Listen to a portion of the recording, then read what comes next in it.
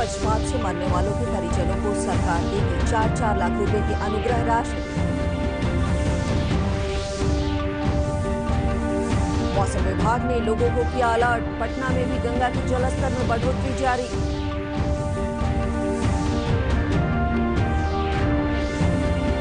Supreme court ने CBSE की आंतरिक आकलन के आधार पर परीक्षा परिणाम देने की मंजूरी दी।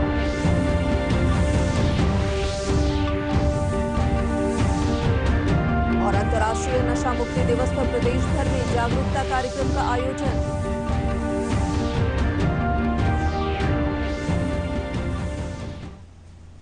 नमस्कार, मैं स्वस्तिका और अब समाचार विस्तार से। प्रदेश के विभिन्न जिलों में भारी बारिश और वज्रपात की घटनाओं में अब तक 83 लोगों की मौत हुई है। भारी बारिश के साथ ठनका गिरने के कारण 50 से अधिक लोगों के झुलसने की खबर है। इनमें कई की हालत गंभीर बताई जा रही है। ठनका गिरने से सबसे अधिक 13 लोगों की मरने और 10 लोगों के झुलसने की घटना गोपालगंज जिले में हुई है। हमारे संवाददाता ने बताया कि ठनका में झुलसे हुए लोगों का इलाज स्थानीय सदर अस्पताल में चल रहा है। जिलाधिकारी अरशद अजीज ने जिले के लोगों से अनावश्यक रूप से घरों से बाहर नहीं निकलने की अपील की है। ये घर के अंदर रहें। इधर मुख्यमंत्री नीतीश कुमार ने ठनके में मारे गए लोगों के प्रति गहरी शोक संवेदना व्यक्त की है। मुख्यमंत्री ने कहा कि आपदा की इस घड़ी में वे प्रभावित परिवारों के साथ हैं। मुख्यमंत्री ने मृतक के परिजनों को 4-4 लाख रुपए का अनुग्रह अनुदान देने का निर्देश दिया है। मुख्यमंत्री ने भारी बारिश के दौरान आपदा प्रबंधन द्वारा जारी किए गए निर्देशों का पालन करते हुए अनावश्यक रूप से घरों से बाहर नहीं निकलने की अपील की है। श्यामलाल चाचा ने पेड़ की शरण ली, घायल हो जाओगे पेड़ पर गिरी अगर बिजली। तो सर छुपाने की जगह ना मिले तो क्या करे? सर छुपाने के लिए मजबूत जगह ढूंढो, कुछ ना अगर दिखे तो बन जाओ गुड़ू, बन जाओ गुड़ू। जब भी बादल की गरज सुनाई दे और आसपास कोई मजबूत छत वाली जगह न दिखाई दे तो तुरंत कान पर हाथ रखकर और एड़ियों को जोड़कर बैठ जाएं और ध्यान रखें एड़ियां जुड़ी हुई हों। बिजली का खतरा ऊंचे पेड़, बिजली के खंभों, तारों और पानी में ज्यादा होता है, इसलिए इन सब से दूर रहें। तैयारी में ही समझदारी। नवादा में वज्रपात की घटना में 8 लोगों की मौत हो गई है। जिलाधिकारी एस पाल मीणा ने कहा कि वज्रपात की घटना में मारे गए लोगों को 4-4 लाख रुपए का मुआवजा दिया गया है। जिलाधिकारी ने लोगों को अलर्ट किया है कि बारिश के समय अनावश्यक रूप से घर से बाहर न निकलें।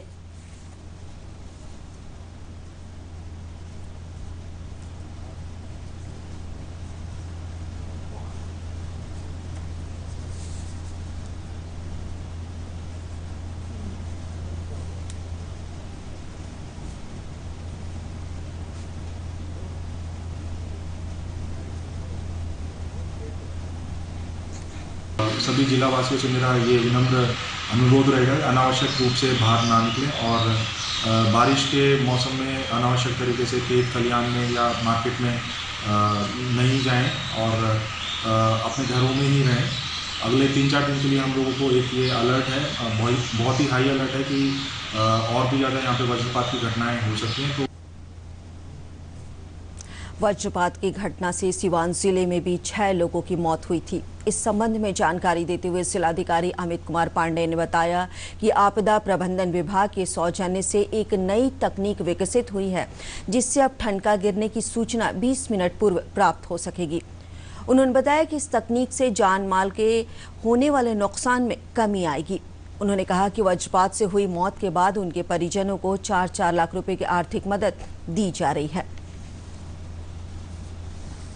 और उससे काफ़ी पहले से ही लगभग 20 मिनट पहले हम लोगों को अलर्ट मिल जाएगा अब से कि कहाँ पे बिजली गिरने वाली है। तो उसके लिए क्विक रिस्पांस टीम हम लोगों ने एक बनाई है। आपदा प्रबंधन शाखा जो हमारी समाहरणालय में चलती है, उसमें 3 प्रोग्रामर लगाए गए हैं, 24 घंटे के डेप्यूटेशन पर रहेंगे। और जैसे ही कोई अलर्ट हम लोगों को मिलता है, संबंधित अंचलाधिकारी को हम लोग कि उनके माध्यम से सभी मुखिया को अलर्ट करेंगे और सभी संबंधित मुखिया और जनप्रतिनिधि जो हैं वो डाउन द लाइन इस मैसेज को पास ऑन करेंगे, जिससे कि यदि कोई व्यक्ति खेत में हो या खुले में हो तो वो लोकल लेवल पे उनको वहाँ से हटा सकें। प्रदेश के विभिन्न भागों में रात से ही लगातार बारिश हो रही है। राजधानी पटना में आज सुबह से ही बारिश हो रही है। इससे पटना के तापमान में गिरावट के कारण उमस भरी गर्मी से लोग राहत महसूस कर रहे हैं। इस बीच पटना के NIT घाट पर गंगा के जलस्तर में विगत 3-4 दिनों में 55 से 60 सेंटीमीटर की वृद्धि दर्ज की गई है।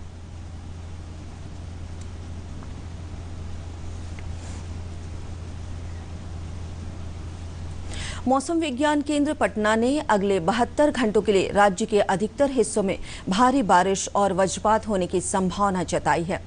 मौसम विज्ञान केंद्र के अनुसार उत्तर और मध्य बिहार के साथ ही नेपाल की तराई से सटे इलाकों में इसका सबसे अधिक असर दिखने की संभावना है।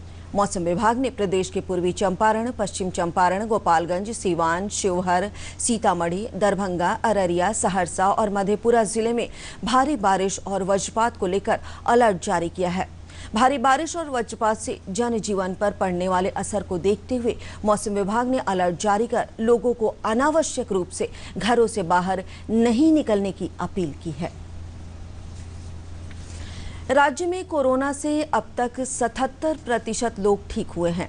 स्वास्थ्य सचिव लोकेश कुमार ने वीडियो कॉन्फ्रेंसिंग के माध्यम से बताया कि ठीक होने वालों की संख्या बढ़कर 6,669 हो गई है, जबकि सक्रिय मामलों की संख्या अब 1,885 रह गई है।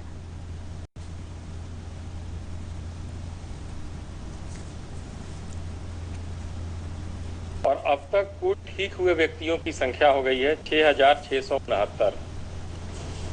और बिहार राज्य में अभी जो रिकवरी रेट है कोविड-19 पॉजिटिव पेशेंट का वो 77% है, 77%।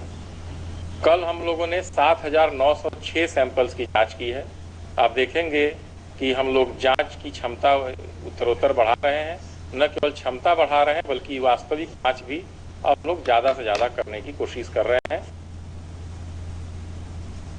वहीं सूचना एवं जनसंपर्क विभाग के सचिव अनुपम कुमार ने बताया कि राज्य में लाभार्थियों के बीच राशन कार्ड वितरण का काम तेजी से चलाया जा रहा है। विभिन्न योजनाओं के अंतर्गत अब तक 8 करोड़ 46 लाख मानव दिवसों का सृजन किया जा चुका है। परिवारों को अभी तक राशन कार्ड इनको जनरेट किया जा चुका है, जिसका और जो वितरण कार्य भी प्रारंभ हो गया है और अभी तक 14,100 कार्ड वितरित किए जा चुके हैं और 15 जुलाई तक इस वितरण को पूरा कर लेने का लक्ष्य है। उच्चतम न्यायालय ने CBSE और ICSE बोर्ड की 10वीं और 12वीं की रद्द परीक्षाओं के लिए आंतरिक आकलन के आधार पर परीक्षा परिणाम जारी करने के बोर्ड के विकल्प के मसौदे को मंजूरी दे दी है। मानव संसाधन विकास मंत्रालय और CBSE की ओर से अदालत के कल के आदेश के आलोक में आकलन के आधार पर परीक्षा परिणाम जारी करने का विकल्प सुप्रीम कोर्ट में पेश किया गया था। अदालत ने स्पष्ट कर दिया है कि 10वीं और 12वीं की शेष परीक्षाओं को रद्द करने और उससे संबंधित विभिन्न पहलुओं पर CBSE के आदेश का नियमन नई अधिसूचना के तहत किया जाएगा। खबरों में आगे बढ़ते हैं। आज अंतर्राष्ट्रीय नशा मुक्ति दिवस है। इस अवसर पर प्रदेश भर में कई जागरूकता कार्यक्रमों का आयोजन किया जा रहा है। इस सिलसिले में क्यूल जंक्शन पर रेलवे पुलिस और जमालपुर पुलिस के सहयोग से जागरूकता रैली निकाली गई, जिसमें लोगों को नशा छोड़ने का संदेश दिया गया। इस अवसर पर RPF के अधिकारी मौजूद थे। इस रैली में कई महिला पुलिसकर्मियों ने भी शिरकत की।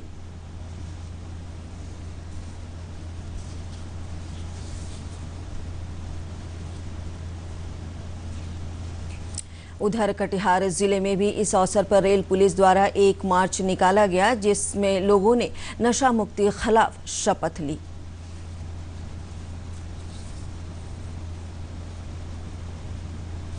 स्थापित रहूंगा समाज को नशा मुक्त बनाने, लोगों को इसके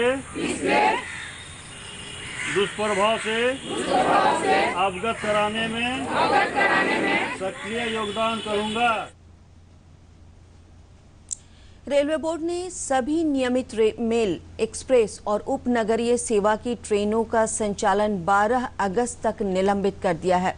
रेलवे की जारी विज्ञप्ति में बताया गया कि देश में कोरोना के बढ़ते मामलों को देखते हुए ये फैसला लिया गया है। रेलवे के अनुसार राजधानी मार्ग पर चलने वाली 12 जोड़ी स्पेशल ट्रेनों 1 और 1 जून से शुरू हुई 100 जोड़ी अन्य ट्रेनों का परिचालन होता रहेगा।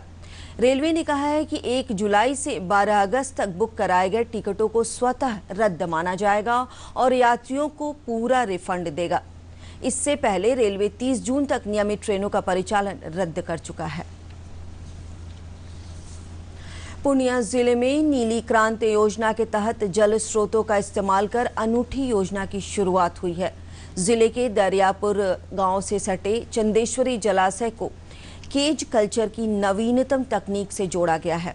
इस तकनीक की मदद से 1 एकड़ जल क्षेत्र में डिमांडिंग मछलियों का पालन किया जा रहा है। पेश एक रिपोर्ट।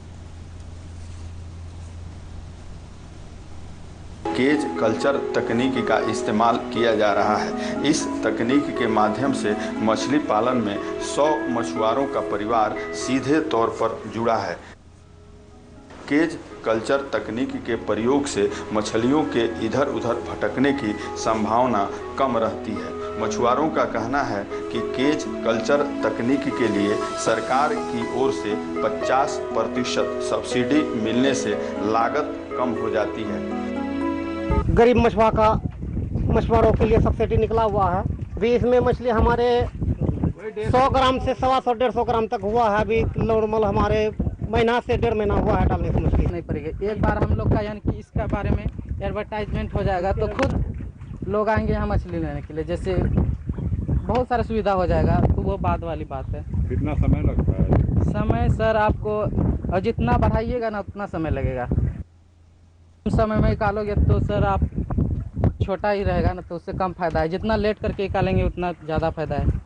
जिला मत्स्य पदाधिकारी कन्हैया कुमार बताते हैं कि चंदेश्वरी जलाशय प्रदेश का इकलौता जलकर है जहां केज कल्चर फिशरीज की व्यवस्था की गई है। इस तकनीक से साल में 2 बार मछली पालन किया जा सकता है। बिहार का इकलौता योजना है जो हम लोग पहली बार डेड रिवाइंग सिस्टम में यानी ऑस्मोलेट में शुरू किए हैं।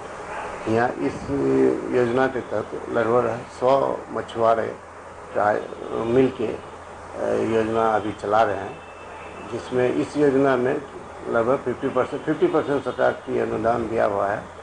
और ये ऐसे में यहाँ इस केज कल्चर में प्रत्येक केज में 3000 पनीर पीस स्टॉक की है, यानी 48,000 टोटल पनीर पीस का संचयन हुआ है। केज कल्चर तकनीक को प्रदेश के अन्य जिलों में अपनाया जाए तो निश्चित रूप से मछुआरों की आर्थिक स्थिति में बदलाव लाया जा सकता है। पूर्णिया से जयप्रकाश मिश्र की रिपोर्ट के। और अंत में मुख्य समाचार एक बार फिर।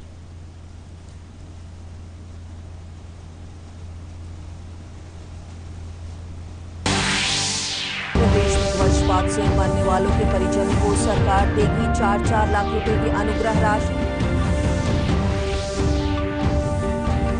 मौसम विभाग ने लोगों को किया अलर्ट। पटना में भी गंगा के जलस्तर में बढ़ोतरी जारी।